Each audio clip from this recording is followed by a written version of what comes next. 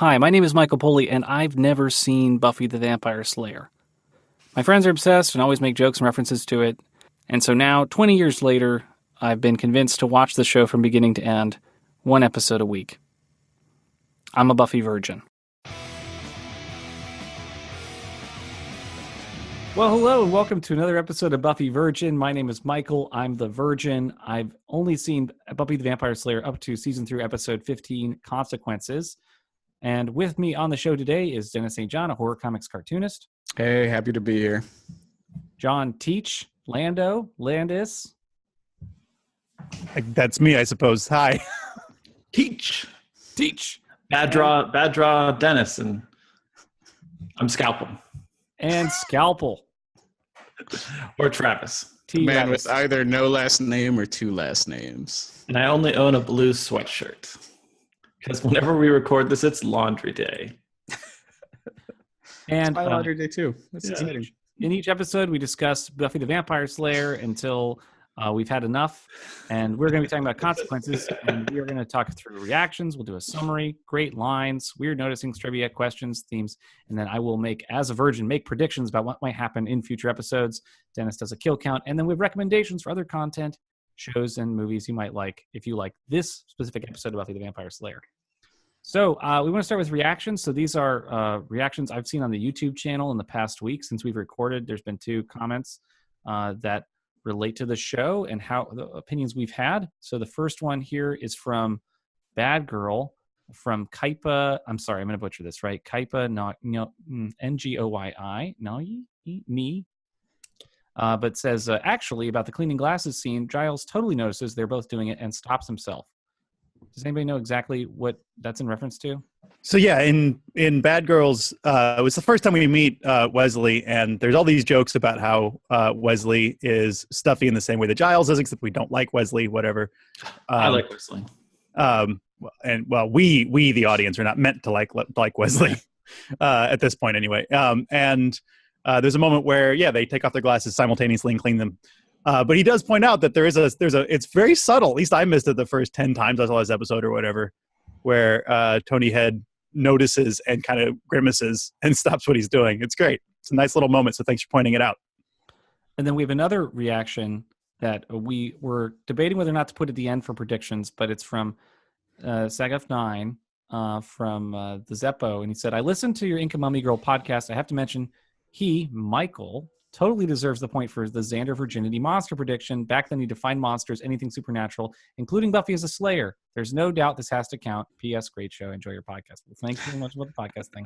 And I'm going to play that clip because I think it's very important to have the evidence in front of you because I lost that ruling. So hold on. Let me grab this one. He will not lose his virginity to a human. No. He'll never have sex with a human. No, only monsters. Yeah, totally. Okay, so what I have Xander will never love a human woman. Do I need to make a No. Okay. There's a lot of little details to this prediction, as we know. Right. So how can I put this down succinctly? I think it's just the sex thing. Mike's just really focused on the sex thing. Yeah, Xander will get horny after all kinds of women, all women, human or monster, but he will loses virginity to a monster woman, and whatever long-term relationship he develops, if he develops it, will be with a monster woman. And okay, I will probably have to get into a lot of semantic arguments over monster woman because the show is very special about what it considers monsters and not. Buffy, I consider a monster in this case. So if there's another supernatural lady who's tough or whatever that Xander can be involved with, like, that's the monster woman, okay? I don't mean like another high school student. I mean like from another planet or with crazy Buffy powers or like a vampire hunter, like right, that shit. Okay, so I'm stopping now. We get it. All right, anyway. Vindication. I would like to point out, as a simple lawyer, to defend my client Faith, that my defense that she is not a monster.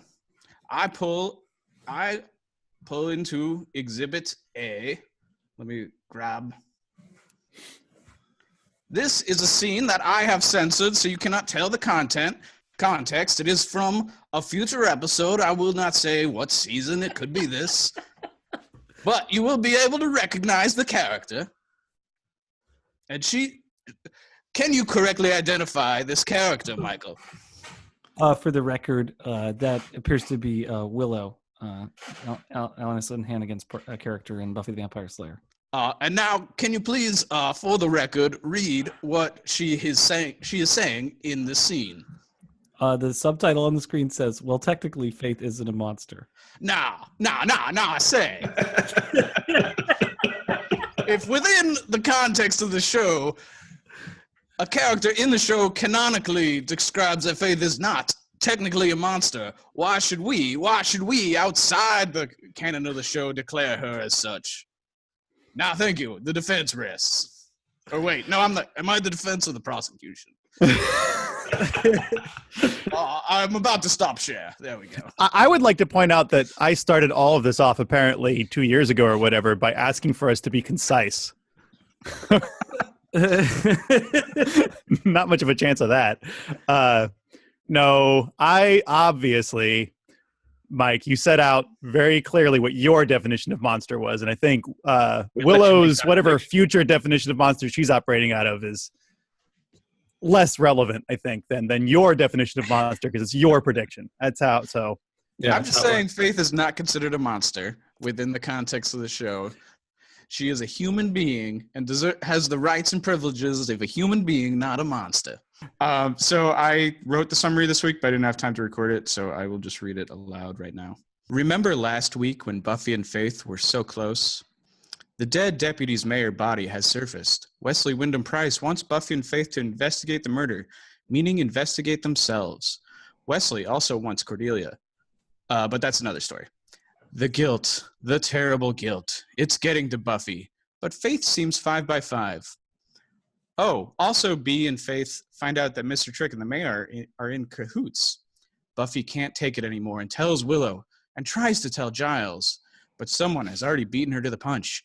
Faith told Giles that Buffy's the murderer. But don't worry, no one can believe sweet, innocent Buffy capable of such horror. Angel rescues Xander from a Faith-directed snuff film and starts to do some therapy on her with a baseball bat and chains. It's not as kinky as it sounds. But before he can get through to her, Wesley and his Watcher goons show up and capture Faith. Faith quickly escapes, the incompetent junior Watcher. Buffy finds Faith at the docks, but they're ambushed by Mr. Trick and his mayoral vampire gang. Faith saves Buffy from Trick. Maybe there's hope for her after all. Maybe they can hug and cry and learn and grow. But wait, what's this? Faith's knocking on the mayor's door, looking for a job. Dun, dun, dun. All right, that's it. Man, great summary. Super succinct.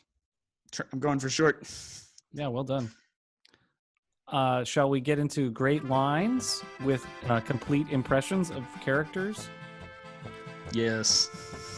John Landis, I see you at the top of the document. I'm at the top of the document because I actually have some great lines. I usually try to skip out on this part. I liked when Cordelia says to, upon meeting Wesley Wyndham Price, she says, "I like a man with 2 last names."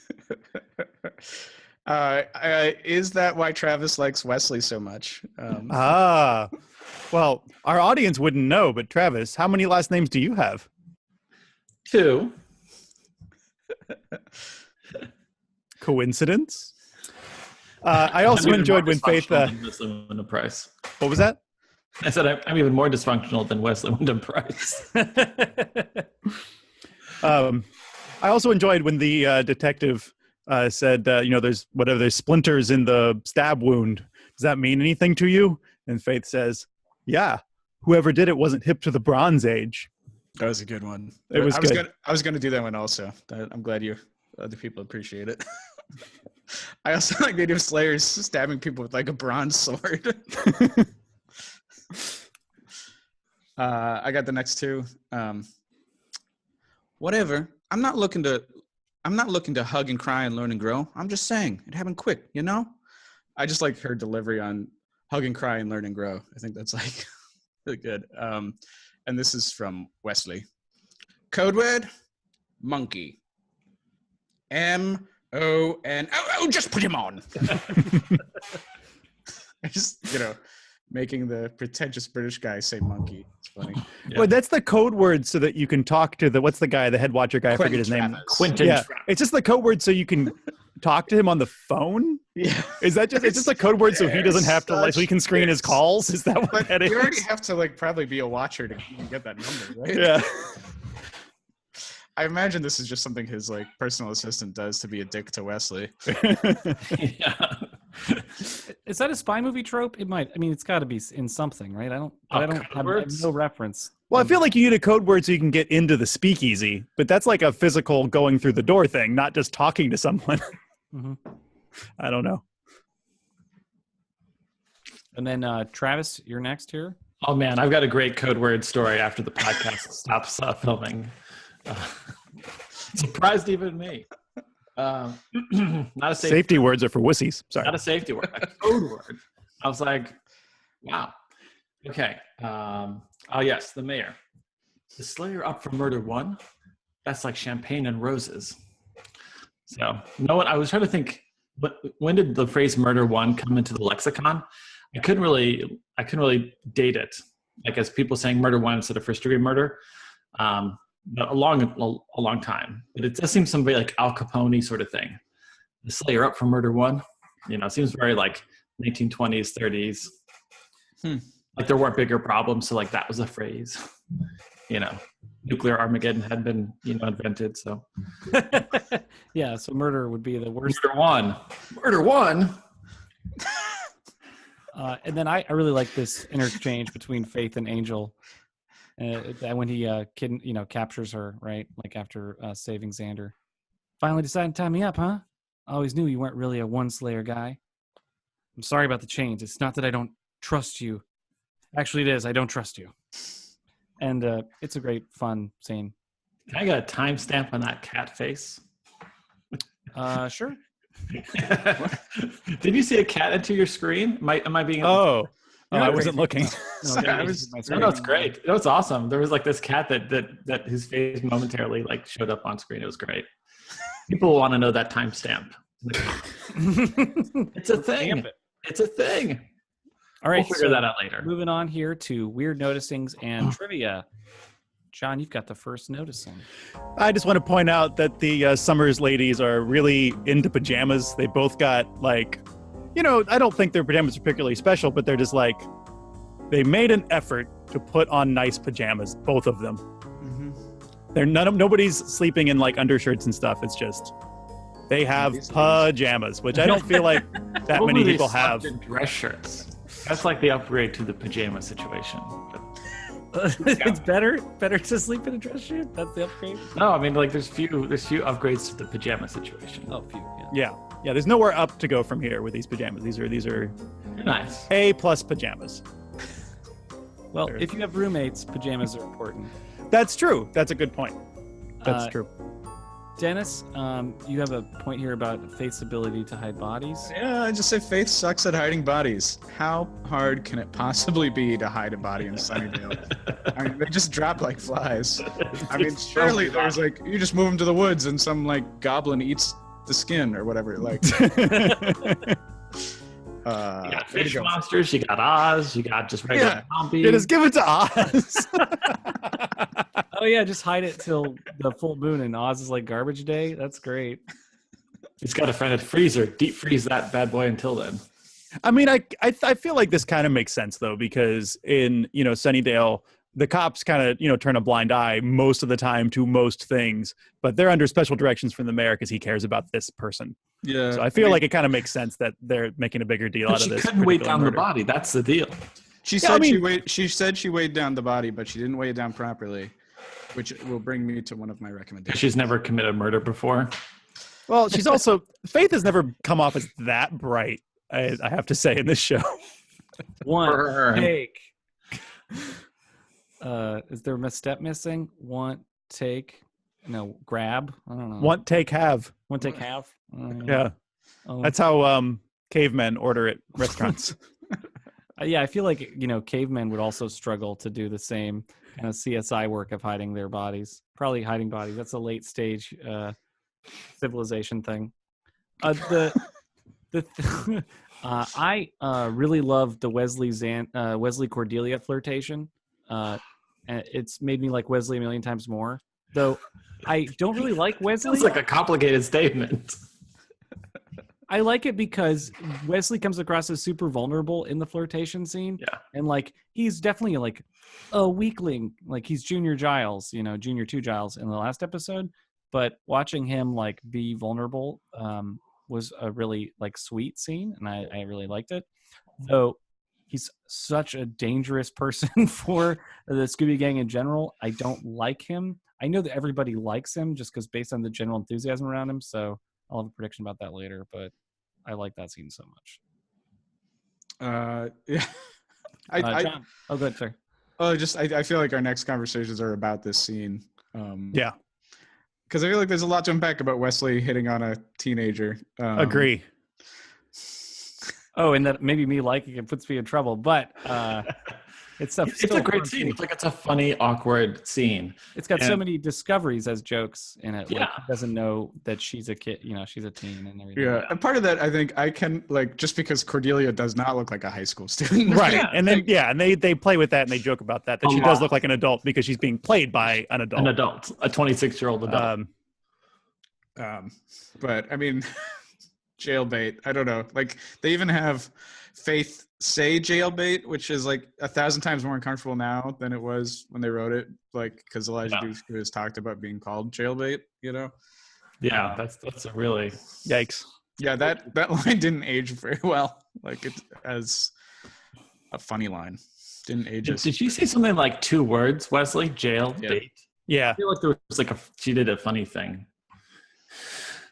And then John, here you were impressed with what Cordelia was reading. Well, just that, I'm impressed on 2 levels because first of all, Cordelia's in the high school psychology class apparently, and she's just reading these massive tomes of Freud and Jung in the original text, which is not like a textbook as far as we can tell.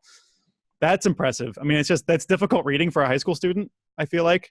And then also the way that she gets books is she just goes in and shouts, Freud, Jung, and she doesn't say what book she wants or what work she wants. And Giles just like, all right, 2 giant hardback tomes for you coming up. And like, I feel like I'd like to try that at a library one day. Just like go in and be like, book me.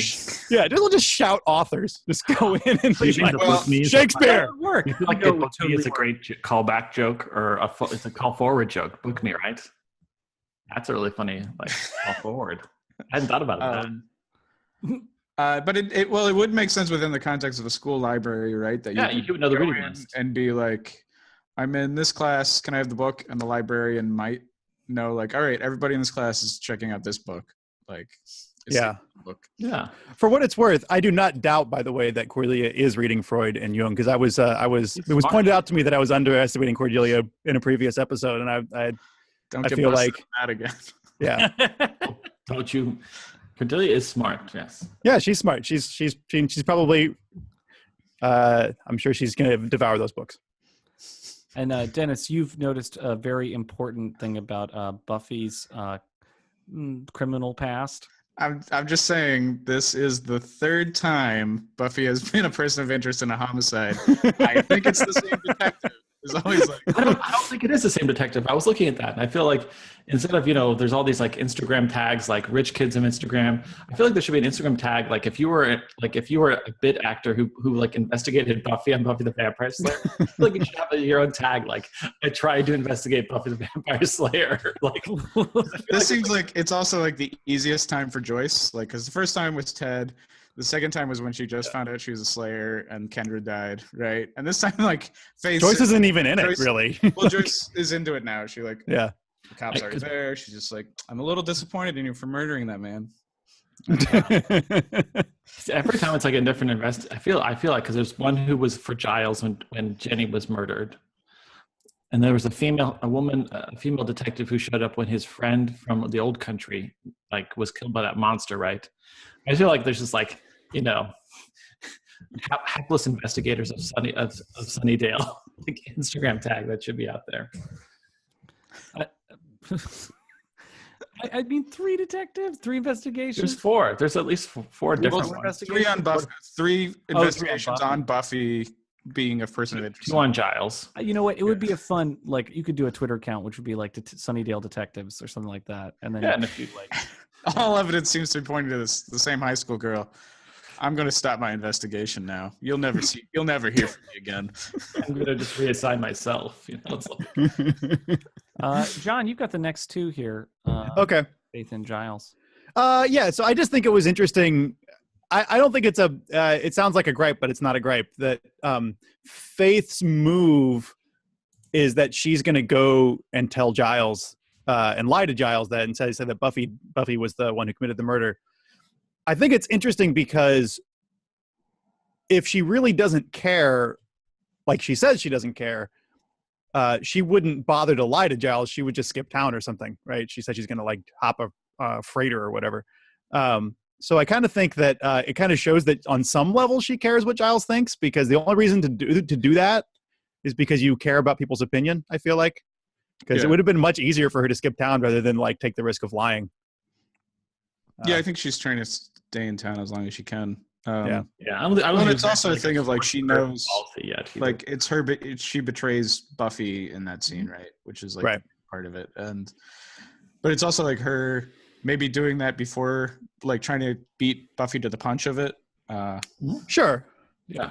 I mean, and logistically, there are two Slayers now. There can be one Slayer, and that'll be okay. Though now, if one Slayer dies, does that trigger another Slayer? Probably. But, there could be one Slayer now. I think, and then of course it makes sense for her character because she doesn't have any friends, so she doesn't really understand how loyalty or like trust works. So in her mind, Giles will believe her because she's the one who says it first, but clearly that's not how trust or anything works. I think a lot of this episode It makes sense. So much about how being 17 and how Faith barely understands other humans at all. Yeah. Right. Yeah. Which is like rough. I don't know. This is an interesting episode to me, and part of it is that like Faith is so awful in it, but she doesn't come off as totally unsympathetic because she's like in such a worse position than Buffy is, right? She's like absolutely. Less taken care of and everything. Right. I don't know. I just felt I was shocked so many times during the episode. I yelled, "Oh shit," so many times watching this. There were just so many reversals, and then like once we get into the bits, where Faith is like making big plays, like they're all. I mean, and then the Watcher Council, it's like this is crazy. What's happening? This is happening so fast.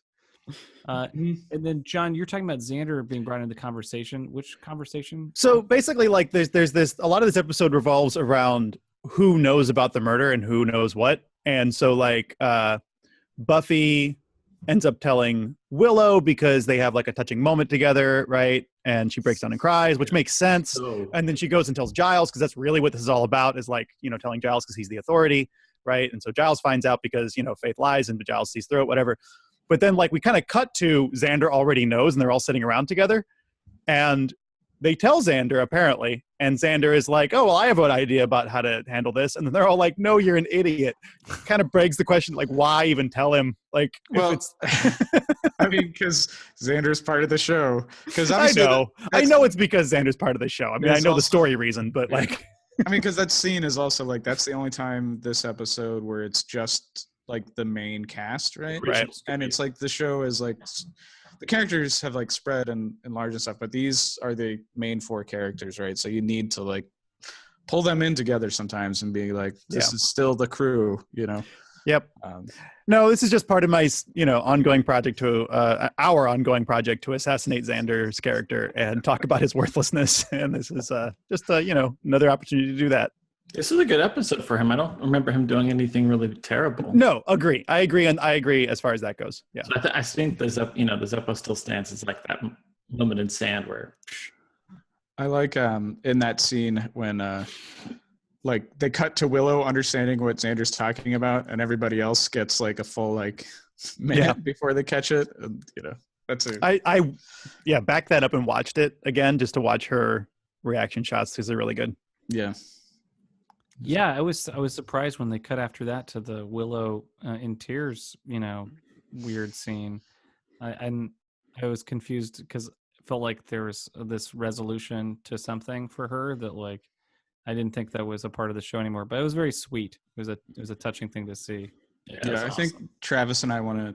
Oh, sorry, I didn't mean to jump ahead. Sorry about that. No, I mean just in deep themes and deep stuff. I think we want to talk about Will is going through this episode. Yeah, yep, same point. Okay, so we'll get to that later. Okay, so Dennis, you have a fashion comment here about what Faith wears when you go to visit her at the motel? Yeah, I mean, she just seemed like she was in for the night watching TV, but like she was dressed up. She had her pleather pants and her like sheer top and everything. Does she own anything that isn't pleather pant wise? I don't remember. I can't even place her not wearing some sort of leather or pleather. I agree. And the Spartans exclusively wore pleather pants. Yeah. Very spot. She also has a really great line reading of the word, like, it's like, well, it's all moot now, right? Oh, man. It's all moot. Oh, this is a great segue talking about accents, because Faith's accent creeps in there. And then I've been watching a lot about British accents, and for the past week, whatever. This is a side situation that's happening. But I think what Alexis or Wesley Wyndham Price is, or the Wyndham Watcher's accent, is something called received pronunciation, and I think he mostly succeeds at it, and it will. But it's sort of like the standard television broadcast accent, and there's whole accent schools apparently for received versus high received versus so. So anyways, if anyone was curious what type, I think that's the type he's going for. So he's a catcher? No, wait. Received. It's not a pitcher. I'm not sure. But anyways, it's my little bit. Oh, and then also the mayor had the mayor gets the autopsy report from the coroner or the ME. It's like, wood splinters in the heart, directly punctured. I'm like, yeah, I bet the autopsy would be pretty simple on poor vice mayor, or the what are they called? Deputy mayor. Deputy mayor in this case. I think you probably could see wood splinters under the microscope. It would just look like little plant material. But I think you'd see, it wouldn't be normal. All right, let's just put it that way. So, or you could see like big splinters, but I'm sure when you're examining it, you'd be like, what is this weird substance?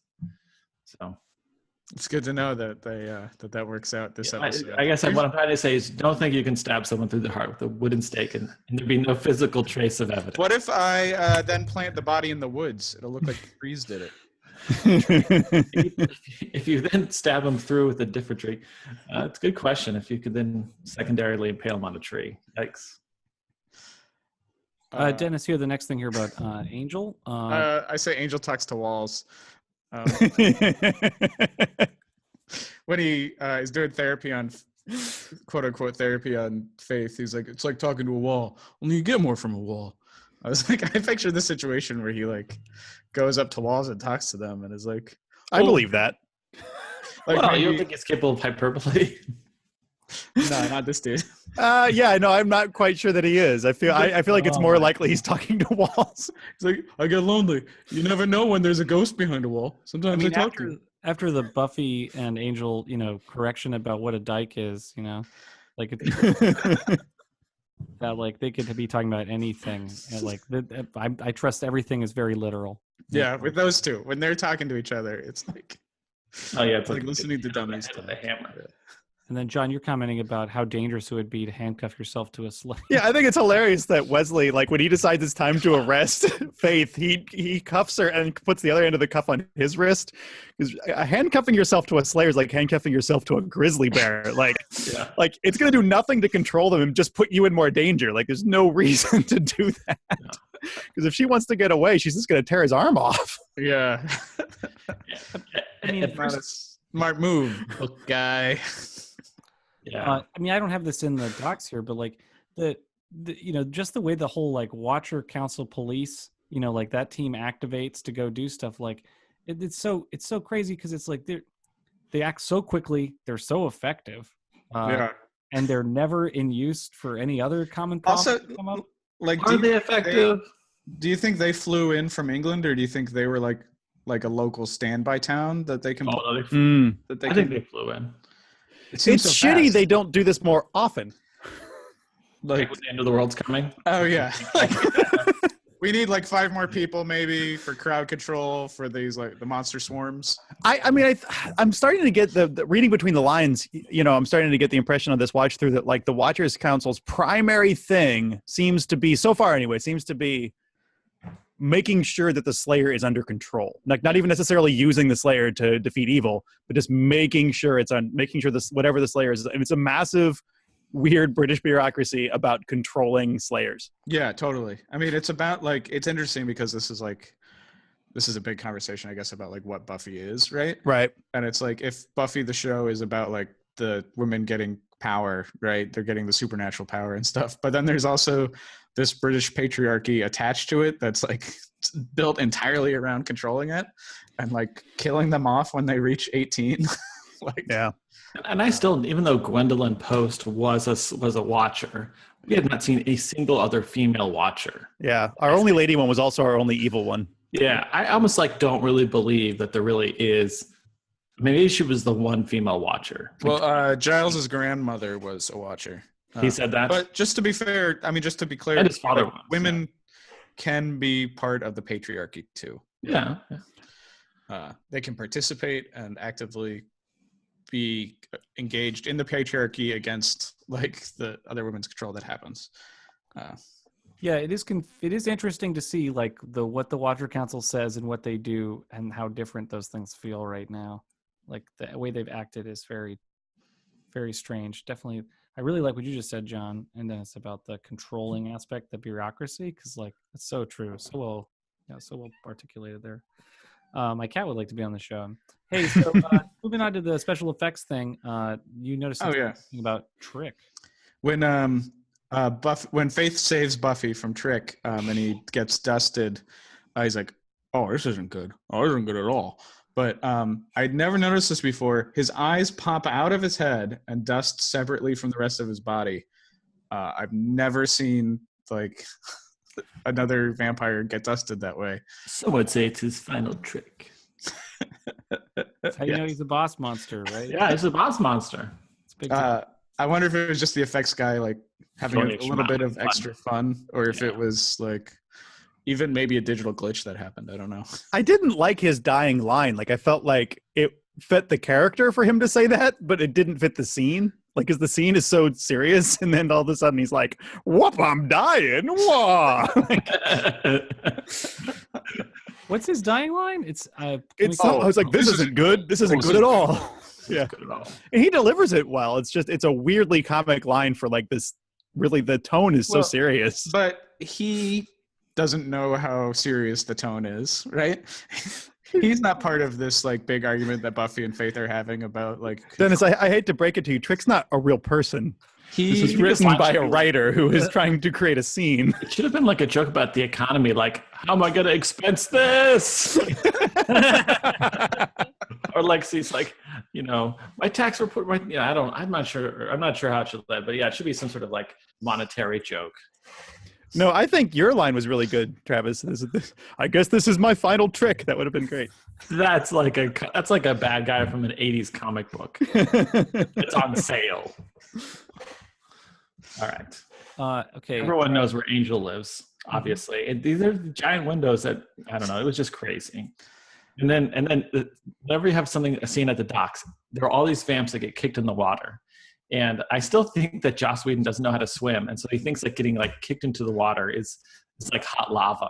Like it's just treated like if you get kicked into the water, that's it. You're done. As a vampire, you're done. It's just the silliest, just like a really fun, like 1980s, like fight sequence.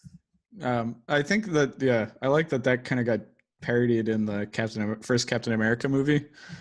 I think that might have even been like a Joss Whedon line edit where like Captain America is like a Nazi is holding a kid hostage and he throws him into the water and Captain America goes in to dive after him and the kid's like, "I can swim, go after the bad guy." Oh, okay. Nice. Okay. All right. Well, that looks like the list of weird noticings. We're going to move on to questions for the group. John, you got the first kind of group question. Yeah. So a lot of this episode hinges on Faith saying to Buffy, like, we're in this together. You bear equal responsibility. And I just wanted to see from your point of view, I guess I'm asking morally, not legally, right? Based on the last I don't know. episode, do you think that That's- Buffy has any responsibility for this death? I feel like it was like last episode it was like we killed a guy, and now it's like you killed a guy, right? But she didn't do it. She didn't, but it was it was like Alan grabbed her shoulder, Right. She grabbed Alan and threw him into the dumpster, Right. and then Faith went in for the stab. So Faith did the killing move, and Buffy realized a second earlier and stuff, but they were both engaged in battle at the time, and she did attack Alan. Yeah. Like I think she does bear some responsibility for it. And all she wants, That's- I think all that Buffy wants from Faith is for Faith to be remorseful, and she refuses to be, right? And like, Yeah. if Faith could be remorseful, they could like be on the same page about it. Yeah, she doesn't want to tell the cops. She just wants to tell Giles. Like, Right. she just wants to confess to, her father figure. Yeah. Well, Buffy's clearest moral failing, obviously, is that she tries to hide it. I mean, that's like, obviously, that's something that makes her complicit just by agreeing to hide it for whatever period of time. Yeah. I think she went. And then she's probably also accessory though. She helps conceal the fact of the murder. She doesn't report it. She lies to the investigator. All that'd be accessory, I think. Yeah. Yeah, she's definitely. But, Dennis, you have the next one here in questions. I just ask if anyone ever has any drowning dreams, because Buffy has a drowning dream at the beginning of this episode. Has that happened to anybody? well, I felt like I'd almost drowned. Oh, yeah, I definitely have drowning dreams. Not all the time, but I almost drowned. I didn't almost drown. It felt like I was drowning when I was 12, but that's only when your kayak capsizes, like near a waterfall. Everyone feels like they're drowning. And I wasn't close to drowning at all. I have a couple near drowning experiences. They both involve not great. my brother swimming up to me and then grabbing me and then stopping to swim and then his weight pulling me under. Yeah, which is terrifying. that's rough. Yeah, when someone's pulling you under, I've had that happen a lot. But I think drowning dreams are supposed to be fairly common. I don't know if I've had them, but I imagine it's just kind of like the feeling of not being able to breathe, right? Is that more of a Freudian dream or a Jungian dream? We should ask Cordelia. Yeah, I think Cordelia would know. Well, they were both invoked, so they're clearly both meant to be. It's definitely one of my top 10 ways to die. Yeah, definitely one of my top 10 fears of dying. Wait, you said top 10 fears, and then you said top 10 ways to die. Yeah, Which one is it? Fears of dying, right? Oh, okay. Number one fear is falling out of an airplane. Number two fear is an airplane hitting the ground. Number three is drowning. Number four is shark attack. It doesn't get much better from there. Well, it actually gets better. Those are the worst four. So wait, you're afraid of flying, but you're really interested in airplanes and flying. That's like one of your hobbies. I'm a walking contradiction. Okay. All right. Cool. Complicated man. Interesting. Keep that in my Travis notes. There is a book called Airplane Confidential. They recommend reading if you're scared of flying because it goes through a bunch of what is actually going on in the plane. I think it's specifically designed for people with flight fear. What about frog fear? Man, I'm sorry. That book's just for Willow. Fear of frogs. Dennis, you've got the next couple here. I say, what's worse, killing a stranger or saying it was your friend that did it? Guys. I lie about my friends all the time. And things I've never murdered anyone. Is this 10 things I know what you did last summer joke? Nice. Not on purpose, but sure. Or what is it? I know what you did last summer. I totally I amalgamated 10 things I murdered about you. I don't know. Yeah, no. Yeah, I think someone should mash those films up. That'd be great. Man, if only Heath Ledger was still alive. Do you guys think does Willow still computer? Hell yes, she does. I think Willow's still computers. She was ignoring Buffy and playing on her computer. Oh, she was. Well, one part. She was like, click, click. I imagine that Willow is learning about spells and stuff from her computer. I imagine she's kind of in the techno-pagan direction. Just like when Giles was like, Willow, can you hack into the mayor's? It seemed like they haven't asked her to hack in a while. Yeah. Yeah, that's true. It wasn't too many episodes ago, right? Like when they like connected to computers and stuff to find out information about the gingerbread characters. Yeah, that's true. Yeah, but that was more just like research Okay. with the amazing newspaper archive that they have at the Sunnydale Library. Right. So research not using computer skills to like stop something. Well, that's because the show was less a cyber attack show. That was like a one-off. Yeah, I feel like the direction of the show. The use of computers has really gone down. You're right, this season. Yeah, way more supernatural this season. And then Travis, you have the next one here. Oh, yeah, have you ever thought somebody was actually either older or younger than they actually were? Like Wesley and Cordelia, but not in a creepy way. I don't know what about a creepy way, just one where you got confused. Because I have some really funny, not creepy stories about that. I feel like this happens to me all the time, especially I've aged a lot these last few years. So like people always think like I'm my brother's father. Like that happens. Really? Yeah. They'll be like, "Oh, is this your Look related." It's like we're only like 3 years apart. I mean, It's the beard though. It's just the beard. except my beard has turned white. And I recently had somebody ask if my dad's wife was my sister, and I was like, no. So I just I'm sorry people are saying that to you, Dennis. Dennis, you don't look that old. You don't. Mike's got some really uncomfortable questions. Or what was the picture about you and your stepmom, Mike? Oh yeah, people have definitely thought that my stepmom and me were married for sure. You guys are like the same age, so it's She's a year older than me, but yeah, that's Boom! Take that, stepmom. close enough. This happens to me a lot in improv, but it doesn't bother me. But like, I just don't ask anybody their age because like you're playing on teams with people who are some in their 20s, some in their 50s, and like the age thing like is really hard to figure out. So it's helpful just to like can that part of your brain. But then, sometimes in a work setting, like in this past week, I know my not very serious work that's just fun. But like, when you're hanging out with other people who are younger, but you don't know how much younger, and then you like, when you realize they are, and then your opinion of them changes. Just like when you have a cultural miss that's so big, and you're like, Were they? Wait, did you say cultural miss or cultural mist? oh, obviously cultural mist. It's something that you can spray on yourself if you're ever about a cultural. It's the video game missed. Yeah, I was like, whole culture of that video game. No, yeah, I have that experience with like I have a coworker who's in her 20s, and like we were eating ramen last night, and she was like, in elementary school when I was watching this, and I was like, that's something I watched after college. Like, Yeah.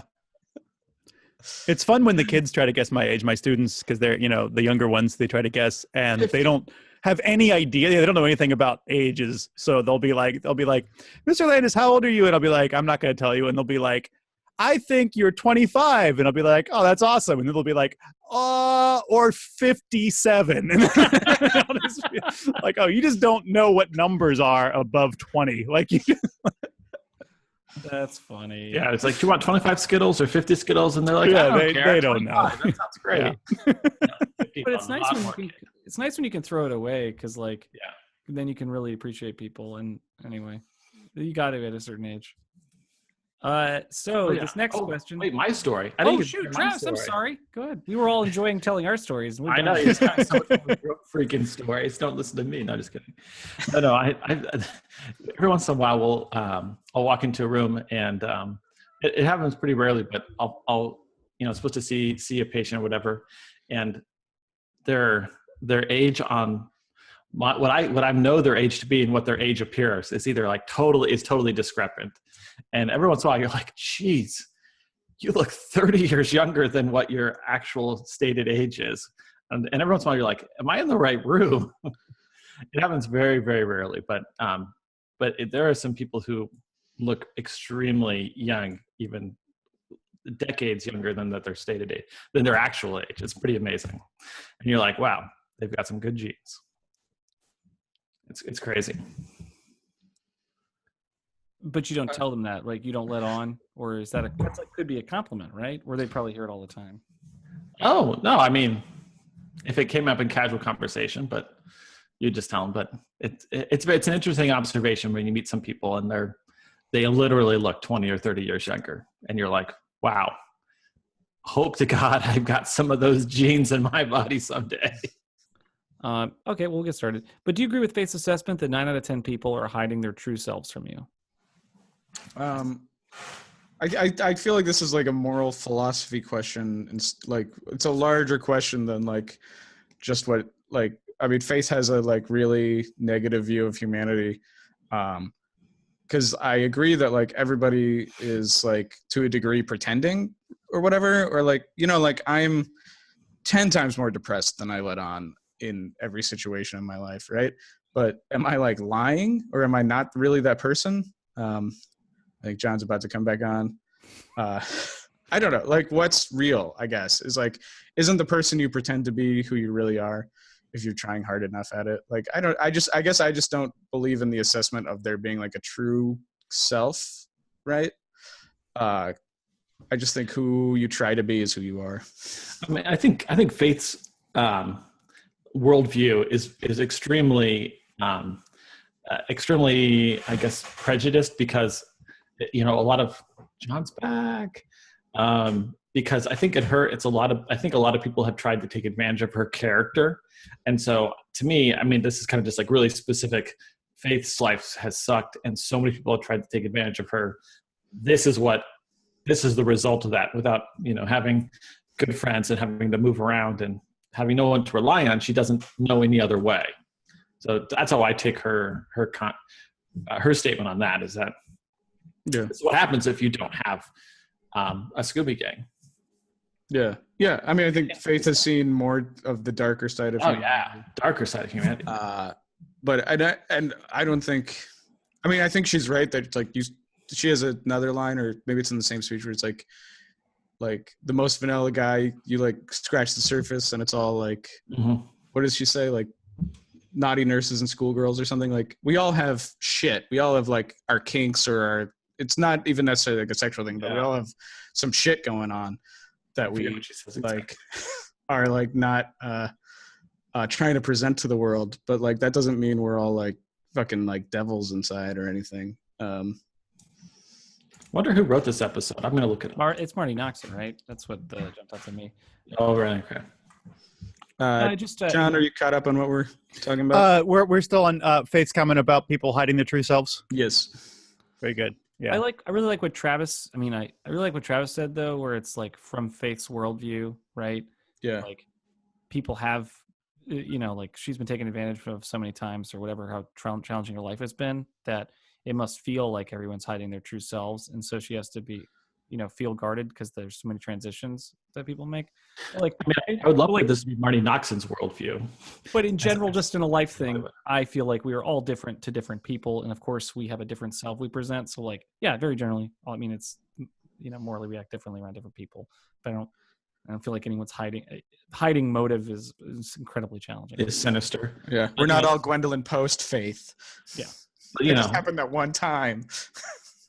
But in the context of the Me Too movement in Hollywood, it'd be great if this is what Marty Noxon was like trying to say, 15, 20 years ago, just like, and just saying it through Faith's mouth, but like I could see how a lot of people would think that Hollywood is kind of like what Faith says, knowing what is now, available to the public. It's kind of crazy. I certainly there's a lot of people who work in Hollywood, so I know it's not 9 out of 10 people, but I could see that as. I wish that'd be a cool dark read. That'd be really like amazing if that's what Marty Noxon was like. Yeah, I was really frustrated. So I made say this, but it's not just a dark read; it's a deep dark read. Yeah, dark.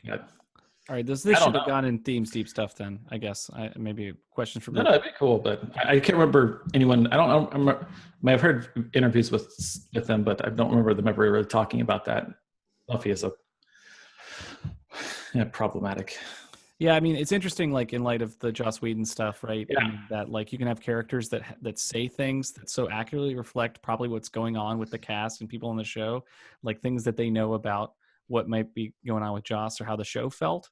And maybe that I wouldn't disagree that that's possible, but like it works in the moment because they're talking, of course, about the mayor, right? And like the vibe that Buffy's gotten, And then Faith is like, yeah, of course, duh. Yeah, everybody. It's of course crazy. Of course, Joss would be like the mayor of the. Oh, well, I don't know enough about what was going on. Yeah, I'm not saying it is. I'm saying like the analog. So let's move on now to themes and deep stuff. Feels like we cracked that egg open. We're ready to get in and start scrambling those eggs. So, Make an omelet out of John, this podcast. John, you got the first one, the first egg.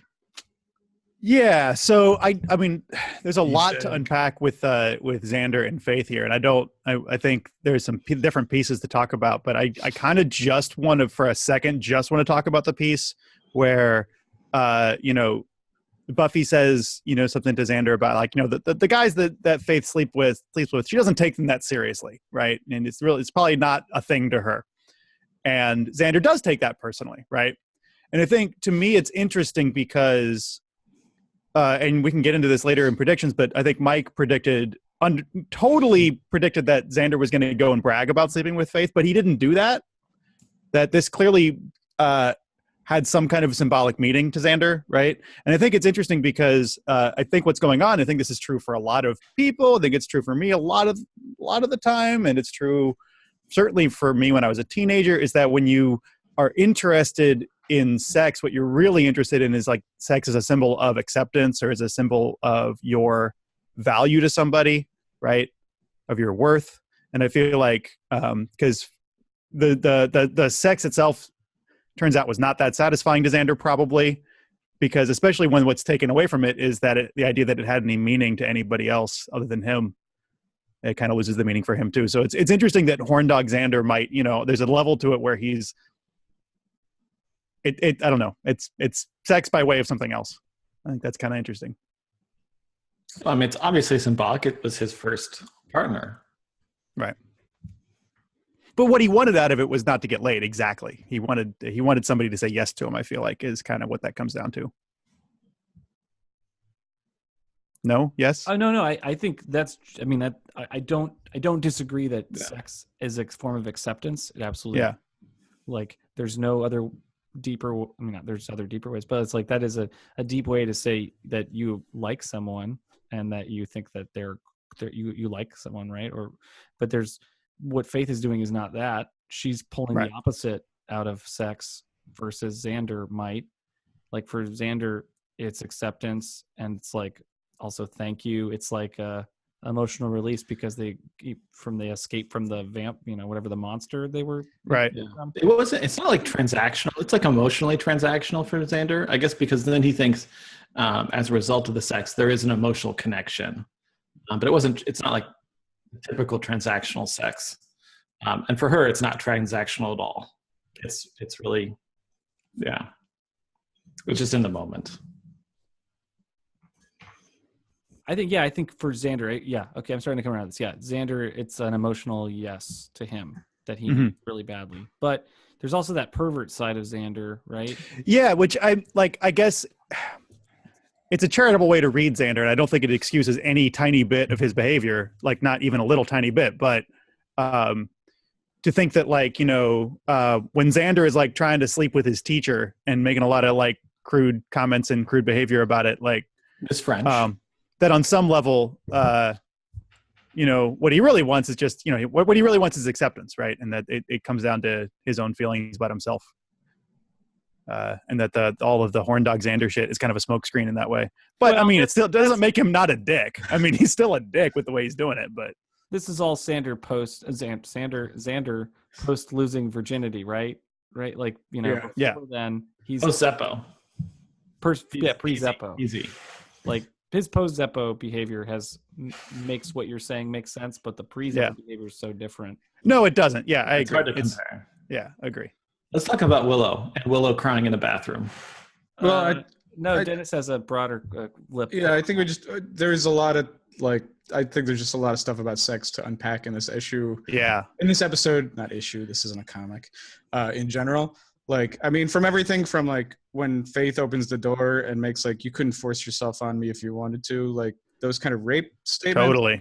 To her choking Xander out and beginning to rape him, to the kinky Angel the stuff with Angel kinkiness. Like, I mean, there's just a lot in this episode to look at. I don't know if we.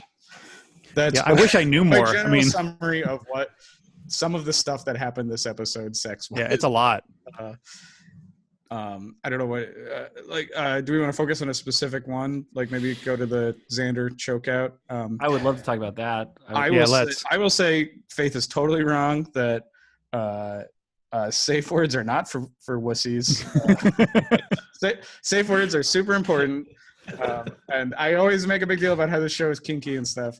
But I want to say, like, people who are into BDSM and stuff, like, are more aware of consent than your average person who's just into normal sex. Like, because you have to be into that, to like be safely into that stuff. So that's my general assessment before we get into it. It's a PSA for the audience. Yeah, it's my PSA. Also, sometimes being choked is fun. Remember, kids. Mike, Oh no, I mean I don't. That's an amazing PSA. That needs to be in every episode of this podcast. But that scene is so much about her power, at what she wants, and that sex wasn't even the thing that Xander is trying to negotiate. But he knows that he has to discuss it, and then the fact that she uses it to avoid having the conversation at all, which Xander is like, hey, let's have this emotionally vulnerable thing where you admit guilt and we figure out what to do, or something. And then she just uses sex power to and then physical power to talk about murdering him, even I could kill you. It's just such a crazy inversion, but if it just felt with the such a great reflection of that character and how she thinks about things. And it made me so. It's such a rad scene because it just totally transforms her character into one of the scariest monsters you've seen on the show. At least for me, it was a big emotional reaction for me for that one. And then Angel showing up was an amazing relief. Yeah. That was so needed because of the way that was built. But anyway, just how that scene worked. But man, just to see I know I made predictions about, Xander wanting to go back. You should never want to be around this woman again. It's terrifying. Oh man, she just took all that trust and got rid of it because she's so much happier to alienate. I mean, the best part is, that's Faith unraveling. That's before she's been chained up by two different groups of people. Okay. I mean, that's like Faith is unraveling, but guess what? That's before she's really going to start to unravel, which is pretty amazing for her character. Again, with the chains. I feel like we had a joke about the chains. We made fun of the chains in the mansion when Angel first came back. All he had were chains and IKEA furniture. We're and no shirts. And no shirts. There's there's the chains. Oh, good. I feel like on the podcast we made fun of that earlier. And the variety pack of candles. But now, after this episode, he not only has some more furniture and stuff, but he's got a net. You got to keep that. Yeah. I mean, that scene's so powerful too, because then I brought it up in my the quote I picked because it's crazy to then see Faith use her sexual power again, or try to use her sexual power to regain control, and that's just one of her powers, is the way it comes out. And then you're like, oh, that sex is just an expression of power. It's not even the sex is so minimal. Oh, yeah. And it's even later in on that scene, she still keeps bringing it up long after the point of that it's been established this isn't sexual, but she's still are we going to get it on or not? She doesn't let that go, right? Which is interesting. It's a lot of it's that's where her power might come. She might think her power comes from sex, right? I think it comes from magic.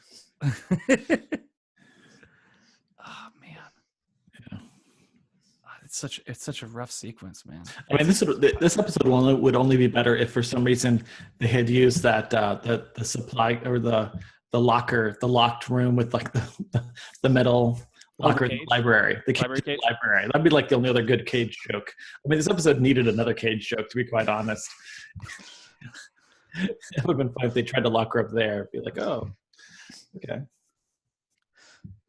Could before we talk about Slayers on the front line, maybe talking about Willow being angry and hurt because that's connected to this first. Sure. Yeah, Dennis, you had that question, or you brought it? You have the. Yeah, I'd say that Willow is like very hurt this whole episode. She's like deeply jealous of Faith for sharing her people, and she's angry and hurt, and let's just explore that, I guess, is my is it justified? Where is it coming from? I mean, I don't know that it needs to be justified because feelings don't need justifications, right? She feels hurt, and her move is to go cry in the bathroom. And then later, when she expresses an opinion, she owns the fact that she is not necessarily totally rational or objective and says so, right? So I feel like, her feelings are a lot coming from earlier when she caught Xander and Cordelia, when she first finds out about Xander and Cordelia, she's like, "You'll be with somebody you don't even like before you'll be with me." Well, I'm not just talking about Willow being jealous of Faith and Xander. Yeah. Also, Willow being really hurt about Faith and Buffy's relationship. It's right. Okay. Like all her people. Right. But I mean, again, though, I feel like when she talks about her feelings, she does it really well because she doesn't lay a ton of blame down. She's I don't know if she literally uses I statements, but she talks about her feelings and she says, that all the Slayers only talk, it makes her feel left out, right? Which is a legit feeling, but she never crosses the line into saying you're doing something wrong to anybody, which I feel like is important. So I'm on Team Willow on this one. No, I'm not attacking Willow. Obviously, she's learned from her relationship with Oz how to directly state things. Yeah, I mean, I was not against Willow either on this. It just was a surprise because I'd forgotten. I thought we'd moved on and past that relationship, and then for it to be re-invoked as a thing that had meaning is a really special moment that I didn't think the show would honor, and so when it does, is really very sweet. It feels like morally the show knows that relationship's important to address. I mean, morally, I guess emotionally it's important to address. It's not moral, it's emotional part of the show. It was cool, but I mean, sad. I felt sad for her because that's you can't once you cross the boundary on that, right? Yeah, I think it's a great moment. I think it's really true to the character of Willow. Mm-hmm. I thought bang on. This scene is bang on. It's perfect. And it's so funny just before then. I mean, they just they really they talk about Xander. And they're like, no, we don't want to talk about Xander having sex. And then you cut to Willow just bawling in this high school bathroom. Just it feels really some things in Buffy, the emotional motivations don't seem like they make a lot of sense, but here to me it was like someone had a dart and they threw it right in the center of the dartboard. It's like this is spot on, a real emotional reaction to that news. Great. Then if no other comments here, then Dennis, you had the one before here that we skipped over. Yeah, I don't know if we really want to talk about this, but I was just saying a Slayer killing a person on the front line, the real world analog to that would be police killing unarmed civilians.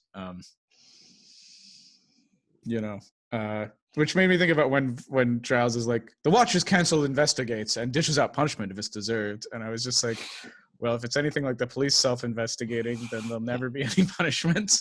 Right? Which I feel like is pretty likely. It's not necessarily it's not necessarily in the Watcher. I guess the Watcher's Council, we just said, is interested in controlling Slayers, but it's not interested in man. It's not interested in it's only going to punish them or not, probably based on their needs, not based on what they actually did. Yeah. Can we side note talk about the deputy mayor for a second? Because there was something that went on last week when we talked about the episode where we're kind of implying the deputy mayor might have some secret information or be revealing stuff to the Slayers, and there wasn't really enough information in the episode, and then in this episode they were super clear that he had information for them. Yeah. Yes, I noticed that. Wait, did he? Yeah, that's what I don't understand. What do you Yeah, mean? Could because, have. They still kept it gray. They're like, maybe he was going to. He had a paper trail. Is that what you're talking about? This Yeah. whole paper trail situation? yeah. It's slightly Honestly. ambiguous, but it's pretty clear that that was what was happening. I think. I feel like he was not going to betray the mayor. I mean, that guy was on board for so much crap. Like you don't suddenly get off board like that late in the game.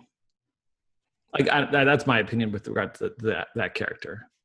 How does a deputy mayor get to that position? Are they elected on the same like ballot as the regular as the mayor, or is it a position you apply for? I want to say they're What- appointed, but I don't know. Is It a would depend on your local governance. In theory, you could be. Yeah. I'm sure you could get it as if you receive the second amount of votes. You'd become Sounds the deputy appointed. mayor. Deputy sounds appointed. And it's weird to appoint like just a regular civ, unless it's better cover, I guess. So I'm just saying, how much did he know before he signed up for this job? How close was he really to the mayor? Maybe I say you don't try to jump ship when you know the mayor has suddenly become invincible. You don't rock the boat when you're shooting up loose cannons, or you might jump ship.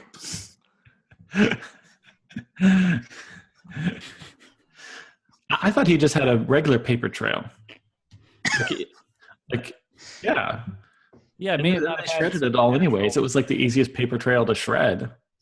It's probably just embezzled funds. Were there names on the folders that made it clear like what the information was? There's it was names an on the absence. folders. They say really bland sounding things though. It's like there was an absence of information. That's how they knew he had stuff, right? Mhm. It's like Nixon's missing tapes. I mean, I think more of it was a dead man's trigger. Maybe, well, yeah, I guess it was more of a dead man's trigger at this point. I mean, it's not so much of a dead man's trigger as Jenny Callender's. That was like an accidental dead man's trigger.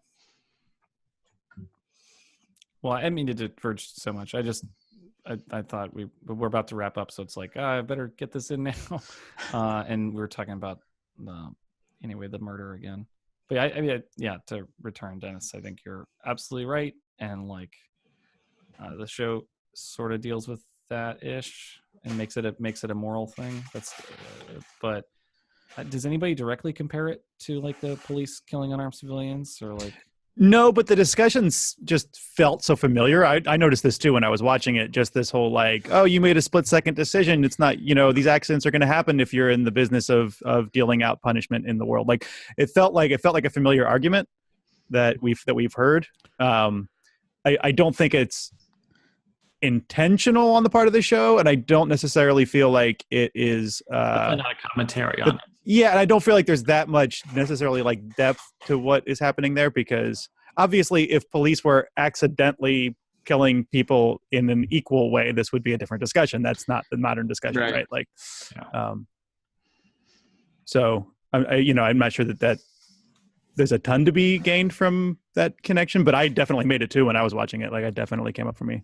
Well, I mean, it's not like they're going to install body cams on the Slayers, right? To like make sure that they're killing the right people. I mean, I think sounds like a good idea now that you mention it.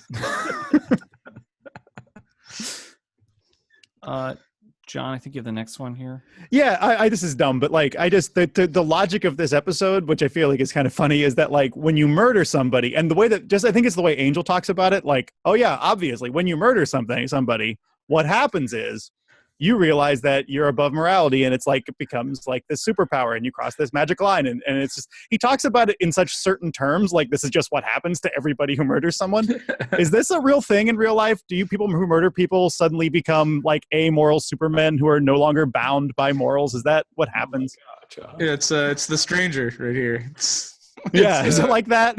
All of a sudden you become Camus, and you're like, I could really believe, like, if I murdered somebody, I would also then be like, well, why the fuck am I gonna like bother to keep my car smog check up to date? Yeah. No, I might want to do that even more just to like not get pulled over by the cops. But like, right, for moral, like, I could imagine being like, well, I've already murdered somebody. Why should I recycle? Yeah, I mean, maybe it is a real thing. I'm just thinking right now, that's kind of what the movie Crimes and Misdemeanors is about. That's a Woody Allen movie, and there's a case of somebody who's decided he's above morality, so there's evidence. I mean, there's Sorry. so many. Yeah, so two stories come to mind when you say that. Like one, of course, anytime you play Grand Theft Auto, it's absolutely the case. You get one wanted star, might as well go for 5. No reason to play around. Video game analogies. When? But then recently, a friend of mine saw a hit and run, and he followed their car that ran off.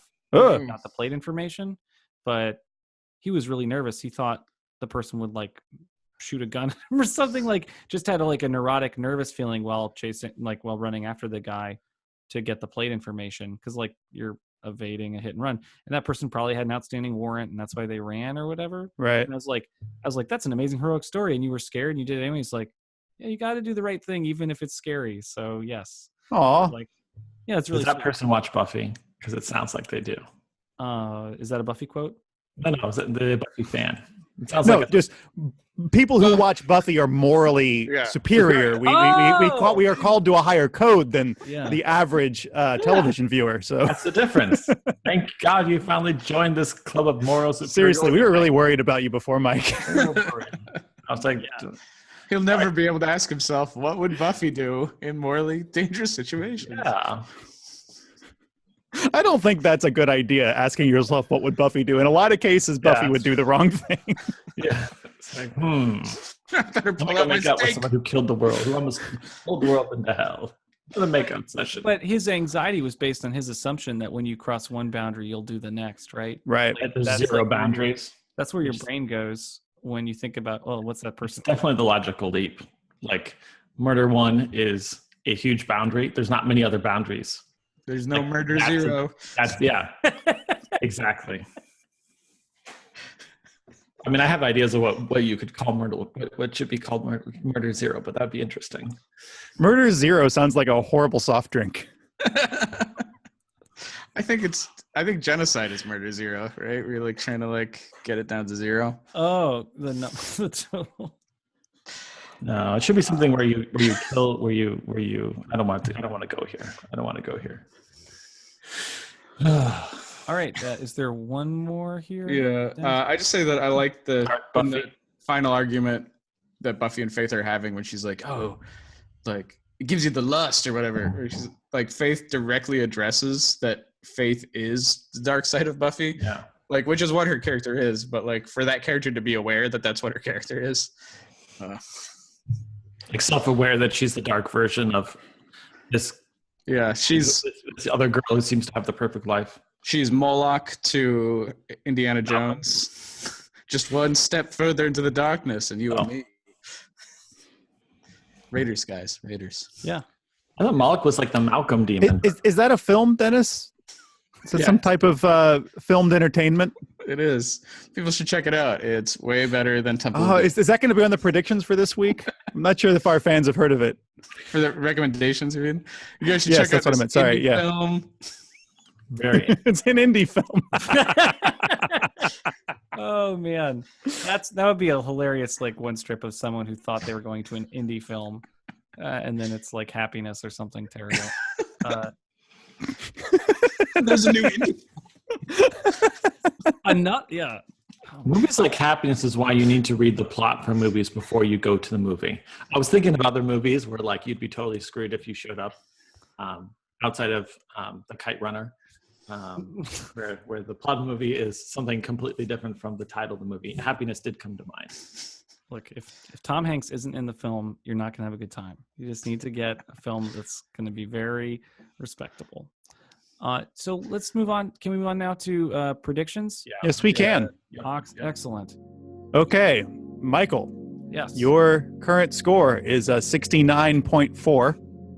So we've been just kind of hovering either side of the 69 for a while.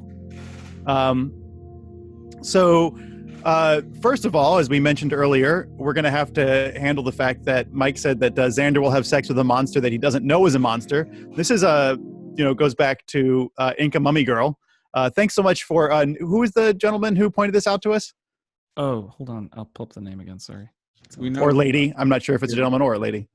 It is from Zago V9. Okay. So that person, thank you for pointing out that Mike did stipulate at the time very specifically that that the that monster would include superpowered ladies. So I don't that's think it counts. I still don't think it counts. Faith is not come on, Dennis. I'm all about being tough, but come on. Exhibit A. Exhibit A hasn't happened yet.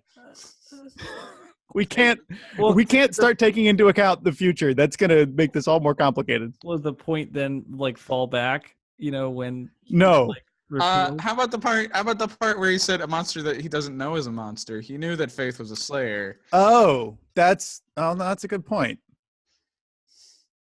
Well, he did certainly seem surprised when she threw him on the bed. He definitely shouldn't have gone there alone.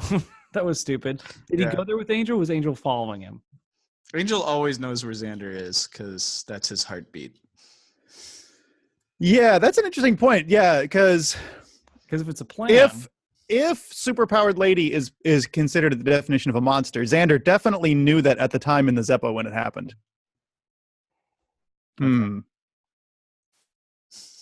Well, that's an interesting technicality. I think we need to wait for Travis to come back to the camera and give us a vote on this one. I think we might need to put this to a vote. Okay, definitely a vote. I'm going to have to think about this. All right. Well, let's come back to that. Okay. We'll come back to that at the end. So, season 3, episode 5, Mike predicted that Trick is gone before the end of season 3. So, you got that? I thought he would be gone sooner. So that is confirmed. Okay. Mike also predicted in the very next episode that Trick's next caper would be his last. So, is this the same caper that we saw in the last episode? That's kind of what makes the distinction here. No, I feel like Mike meant like he would be in it for one more episode. Like there would be like one. Is it a one caper, one episode policy?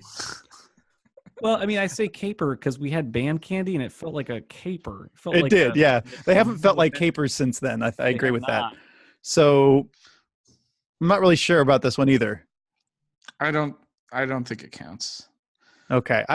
Yeah, because he's definitely been in 2 episodes since then, since this happened. So I'm going to deny this one. Yeah. That's borderline though. 1 second here.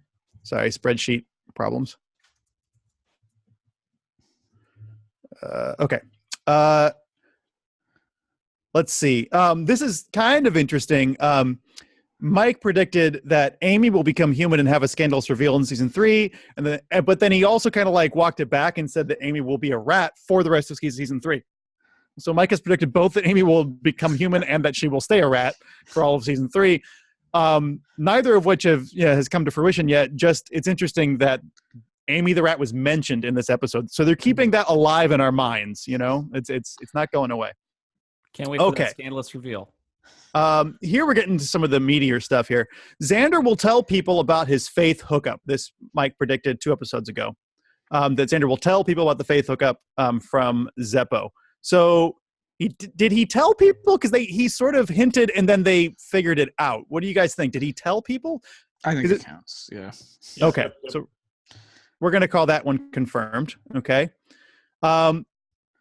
Mike predicted that Faith will get slut-shamed by Xander in a future episode. That didn't happen here. So, like, the way that he told people is not the way that we would have guessed for Xander, or the way that Mike would have guessed, or that I, for that matter, would have guessed. So that's going to stay open. He could still do that in the future, but we'll see.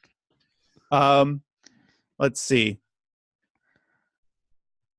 Mike predicted that Xander won't have sex with Faith again. I think that's a good bet that's going to be confirmed, but technically we're going to leave that open because it could happen. But seems like a strong bet at this point. Yeah, almost did. He almost had sex again. This one I don't feel good about, but this one, okay. Mike predicted Xander will make out with Faith again. Now, in this, there's a kiss, but I'm not going to call this making out. I feel like I really have to not call this making out. Because if this is making out, that makes me feel gross. Yeah. Yeah, I don't think we should count sexual assault. Yeah, exactly. This is my point. We're taking a stand. Yeah. So I guess that's a very good point. That sexual assault should not count as a makeout. Any non-consensual touching. Yeah.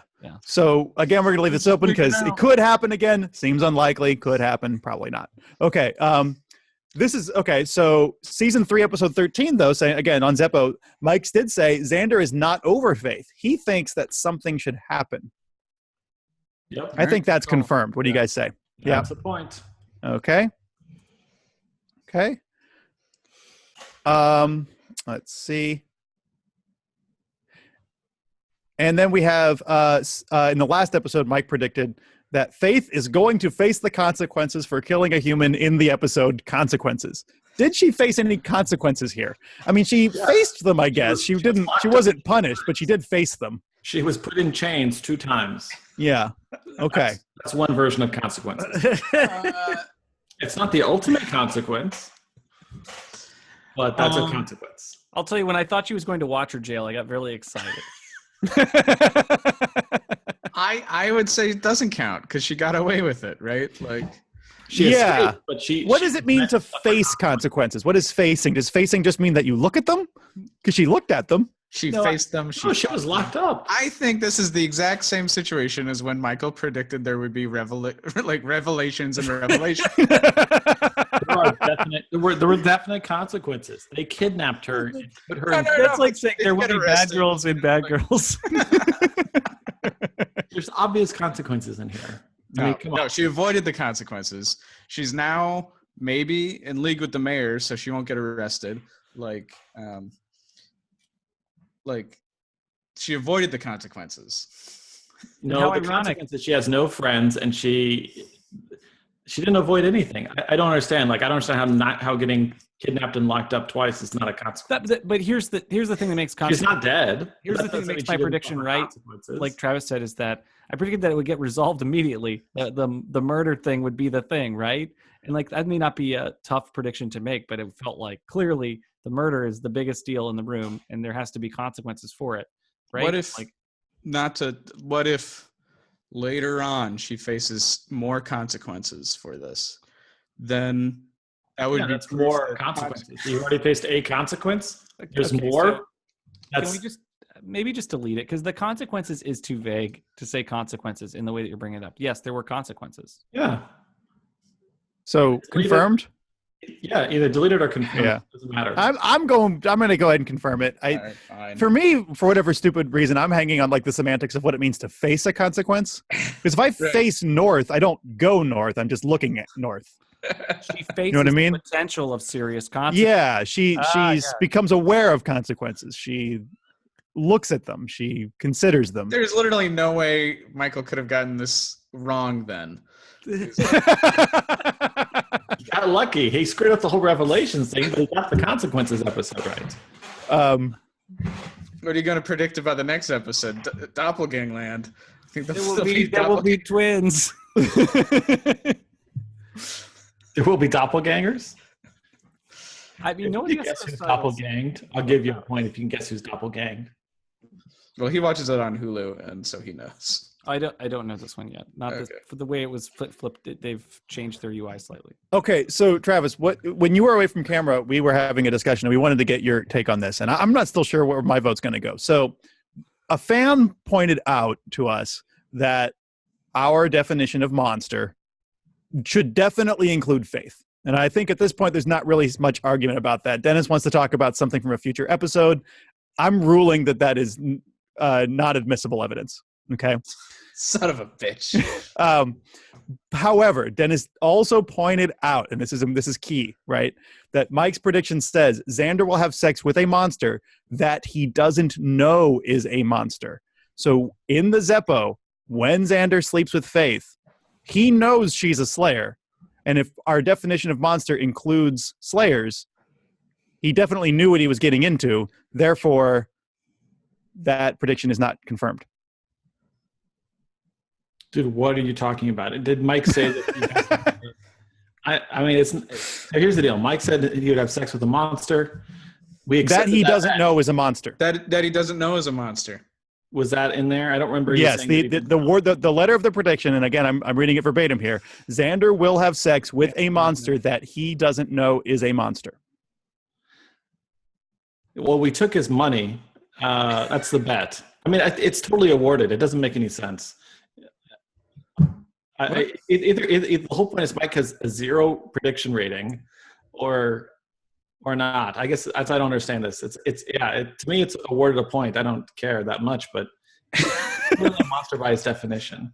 In addition, he doesn't know that she would go on to kill someone, thus really becoming a monster. I mean, there's different ways you can count this. Right. Well, no, I mean, I think literal monster, which she is, and then she figurative. By any definition, she's a monster. Yeah. The question is, he didn't. The question is, I think, okay, I'm leaning towards I'm voting to leave this one open because again, he could still have sex with a monster in the future. He could have sex with somebody and they could turn out to be a werewolf or something. But no, wait, hold on. Is this kind of the virginity? Because there were two separate predictions. One, he would lose his virginity to a monster. And then two, he would have sex with a monster he didn't know was a monster. No, there's not two separate predictions. There were two separate predictions in that whole thingy. That's what Oh, yes, I'm sorry. Yes, it's two separate. You're right. I'm sorry. You're correct. That's what I'm saying. Why are we still arguing about this whole Okay, sorry. So he did make the prediction in the future. He will have sex with a monster. He doesn't know it's a monster. So no, hold on a second. Travis.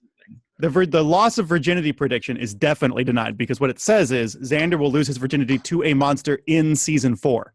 So that one is denied without a doubt because Xander can't lose his virginity twice. Okay. The other one, I feel like I'm in law school. the one that we're debating here is Xander will have sex with a monster that he doesn't know is a monster. Oh my God. He will. Michael, spoiler alert, he will. You win your bet. I mean, I'm just tired of this fucking prediction, dude. It's true. It's true. You win. I mean, I'm going to screw everything up here. It's totally true. He will have sex with a monster he doesn't know is a monster. And I'm so tired of this. Wow, okay. We broke. You want to keep coming at me with predictions? Because I'll spoil the rest of Buffy, you know? All right, let's move on. Okay, so I'm leaving that prediction open. No, it's true. Close it. We'll cross the bridge when we get there. Okay. Anyway, Mike, you might be pleased to know that you have leaped up a percentage point to a 70. God. All right, great. I'm ready to move on with some new predictions. Wesley and Cordelia are going to hook up. Please be more specific. That's true. They're going hook up is very vague. Okay, they're kiss, not more going than to kiss. they're going to kiss. Not love. They're going to kiss. Perfect. Wesley and Next Cordelia prediction. are kiss. Wesley is going to tell the Watchers Council to fuck off. He will not literally say fuck off. So he's not going to work with the Watchers Council anymore. That's what you're saying. Like he's gonna not work with them in the future. Wesley is going to leave the Watchers Council. Either by his choice or their choice. Perfect. Next By his prediction. choice. By his choice. Either one. Don't be specific. Keep going. I don't know. I don't have the specific ones for this one. I said Faith is going to commit a more serious crime than murder, but I don't know what that is yet. And then Faith will be tried by the Watcher Council. I do think they're going to get her. But I think treason is more serious than murder. Like if you want to like legally. Like friend treason. Friend treason is worse. Yeah. If you steal state secrets, if you commit treason as a member of the military force, armed services, if you commit a serial killer, all that is more serious than actual murder. Okay, I don't know about that stuff. All right. How about she'll just be tried by the Watcher Council? All right, that's it. Those three. Okay, they are so noted. So it goes to the Dennis kill count. All right, low kill count this week. 3 vampires. I didn't count the vampires that got thrown in the river. I thought they survived, although Travis's argument maybe means I should have counted them. It could be holy water in that bay. We don't know. That would be really serious. It'd be like Alka-Seltzer. Be like falling into piranhas. And then recommendations. Yeah, I recommend the movie Diabolique. It's a French film where 2 women plot a murder, and then the rest of the movie is about them trying to get away with it. And there's even like really similar scenes to this episode where they're like, it starts to unravel, and they're like, "I'm going to call the police and tell them it was you," and they're like, "Not if I call the police first." Right? And that just reminded me a lot of when Buffy and Faith are unraveling. And then, if you're going to talk about like movies where people are trying to get away with murder, like Hitchcock is like the best at that. So Strangers on a Train and Dial M for Murder are like people trying to get away with murder the whole episode. And then I'm going to recommend Man Bites Dog because if Faith had watched Man Bites Dog, she would have known the proper way to weight a body, and the problem would have been solved. So those are my recommendations. Does anyone else have any? All right. Well, No, anything I would recommend based on the scary Faith scenes in this film would be. I wouldn't want to watch those movies again. I thought about doing some of those, but then I was like, maybe I can save them for later, like Audition or something. Oh, Audition. Oof, that movie's rough. Yeah.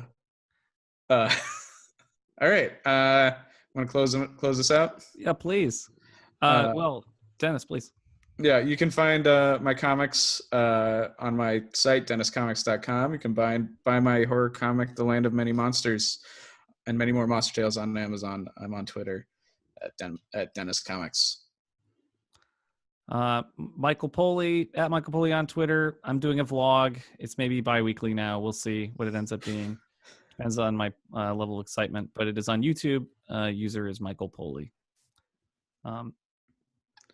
And then you can find Buffy Virgin, where you find us. We're on Twitter, Buffy Virgin Pod. We're on Instagram, Buffy Virgin. We are at buffyvirgin.com, Facebook, Buffy Virgin. And on YouTube, we don't have a channel name yet because we have to have slightly more views to be able to name our channel. But that's going to happen any day now. Be able to name our channel the Buffy Virgin channel. But until then, you just magnify it. Everybody click on those videos so we can name the channel. And please like us and subscribe and comment and interact with us. Thank you. Yeah, we read all your comments and we are including them in the reactions section, which is the new section, so that everyone knows that we do. Cool. We'll catch you next time.